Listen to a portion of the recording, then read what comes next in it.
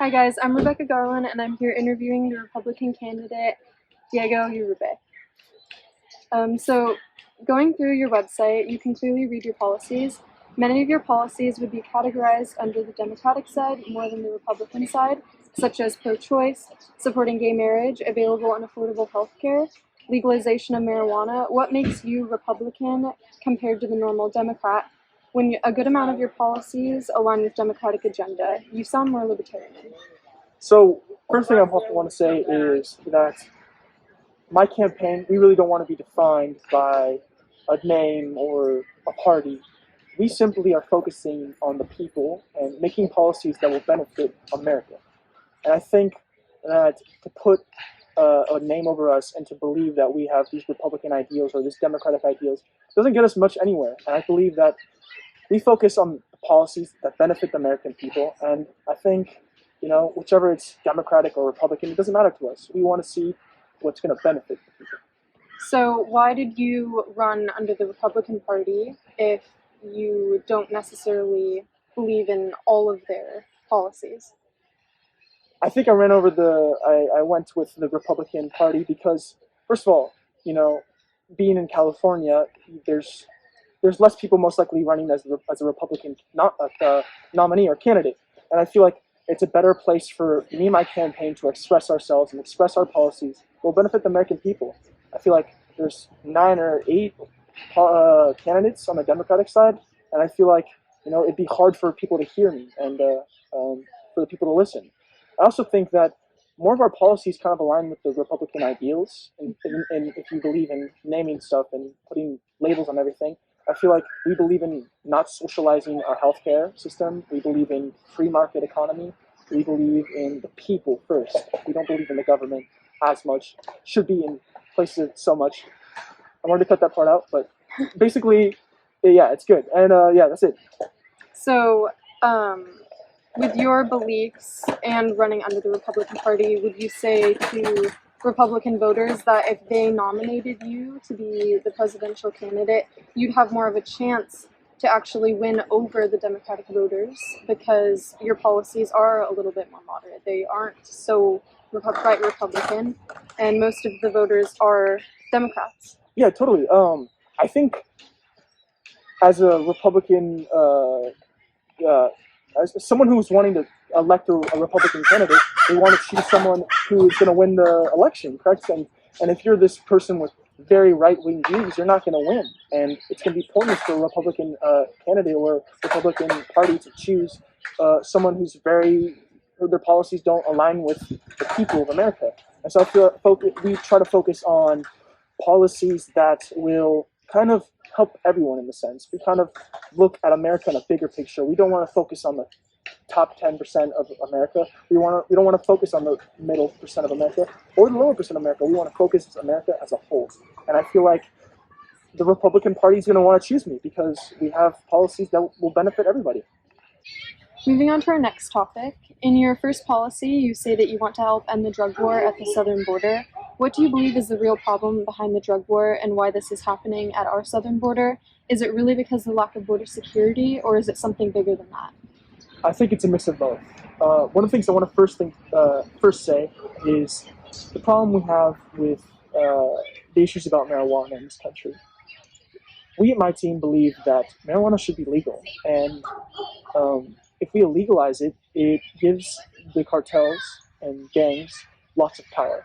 And what's so good about legalizing marijuana is that it also not stops the drug war, it helps mitigate the problem we have at our border with the cartels. It's never we're not saying it's going to stop whatsoever. We're going to say that we legalize marijuana, we're going to make a huge cartel that's killing American people weaker, just a little bit weaker.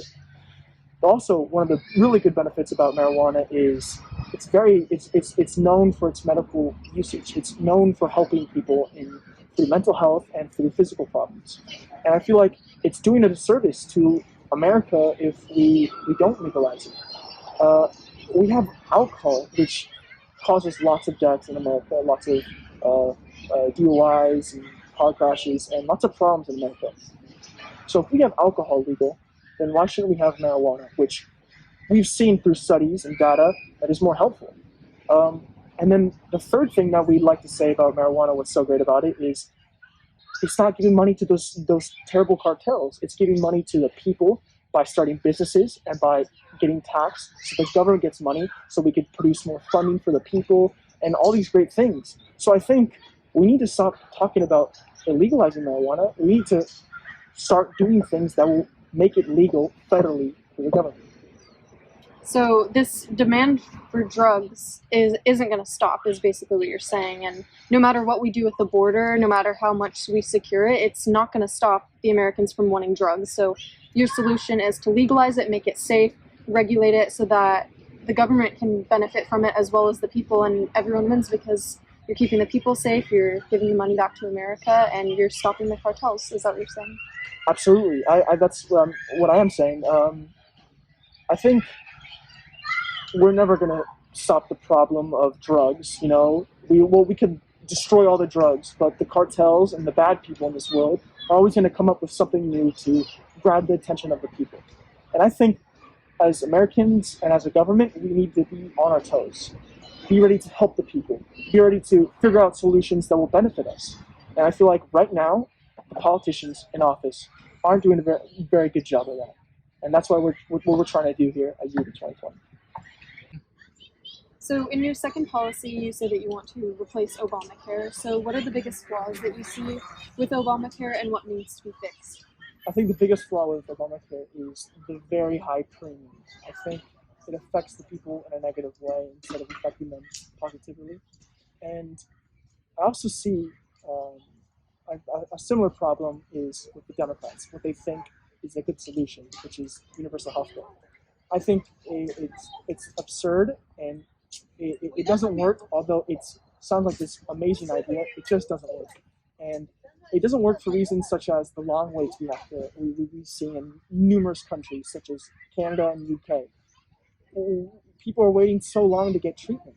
And then also, what it is that the doctors also don't like it at all. We tell them that you could only make this certain amount of money. It stops doctors from innovating new drugs, new treatments for people who actually need it. And that's the problem we see with universal health care. We also see that the people aren't happy either because they're not getting these great treatments that they once were getting. They weren't getting the fast treatment. They weren't getting the good treatment. So it's a lose-lose for every single person in America. The doctors, the citizens who need it at most. It's just not good. And I think it's going to dramatically affect the American people. I wish everything was that easy. The Democrats believe that everything could be that easy, but it's not. Juan? So obviously another very controversial topic is the environment, and you say in policy number 3 that you want to increase the production of nuclear power, but this goes against the Republican agenda of keeping those big oil companies. How will you increase nuclear production but prevent big oil companies from losing business and laying off employees if there even is a way to prevent this? First of all, we believe, contrary to some Republicans, that climate change is a problem, and I think we definitely need to tackle it. And some of the solutions is using solar power and wind power energy. The problem with wind power and solar energy is it's a mush because it's not profitable. It's also not a very good sustainable source because, as of right now, the problem with solar energy is that it's only good when it's light out, and when it's dark, you have no energy being made. So if we put all our energy focused on solar power energy, we're not going to make enough for the American people and for the whole entire world. Same with wind. It's only windy on certain times of the day or only certain days or weeks of the month. And we believe nuclear power right now is one of the safest, the cheapest, sustainable energies out there. People argue that it's bad because it's dangerous and it leaves out radioactive waste. But we have plans of hiding that radioactive waste with our 150-year plan. So we believe that since nuclear power is the best energy and the safest, it's going to be the most product that people are going to want. And so we believe that markets are going to move from oil and coal to nuclear power because it's such a good product. Soon, it's going to make profit. People are going to capitalize on that. The jobs that were once lost from the oil market and the gas market and the coal market are going to go to nuclear power, and we will have less of an effect on the economy because those jobs are shifted to a better sustainable source that will benefit the world. So your solution is shift those big oil companies and gasoline companies to nuclear power, and the jobs will go there, profits will go there. So eventually you're saying there won't be that waste from fossil fuels anymore. Absolutely. So, yeah, we see the world is the climate. There is climate change because of these things, oil and coal, and we are trying to figure out a way where we can make profit at the same time help the world through climate change. And one of the things we see is nuclear power, and we definitely think it's going to get profitable over time. So it's going to make money, and companies are going to want to go on it and invest, and people are going to get jobs. So it's going to benefit America if we switch to it, and if we get other countries to switch to it, it's going to benefit them as well. And like we said, we don't want nuclear power to be the source of power for the rest of humanity or the rest of Earth's life. We believe that this is only going to be a certain amount of time until solar power and wind power are going to get stronger, better batteries, profitable. So then we could use our advantage to our capitalistic society. So those are all the questions we have for you today. I'd like to thank you for coming and answering questions. And is there anything else you'd like to let the American people know before this is over? I just want to say thank you so much for the wonderful questions and your time. I just want to let you guys know that I have a great website, Uribe2020.us, where you could find my donation link and give me some money to help the campaign. I also have an Instagram, RHS for Diego. Check it out to see the update on any campaign policies or any new things. Thank you guys.